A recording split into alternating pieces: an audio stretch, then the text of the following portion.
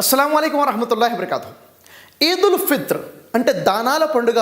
దీన్ని వాడుక భాషలో రంజాన్ పండుగ అని కూడా అనటం జరుగుతుంది. ఖురాన్ అవతరించిన నెల ఈ రంజాన్ నెల. దీనికి గాను కృతజ్ఞతా భావంగా 30 రోజులు కూడా ఉపవాసాలు పాటించి ఈరోజు ఈదుల్ ఫిత్ర్ పండుగ చేసుకోవడం జరుగుతుంది.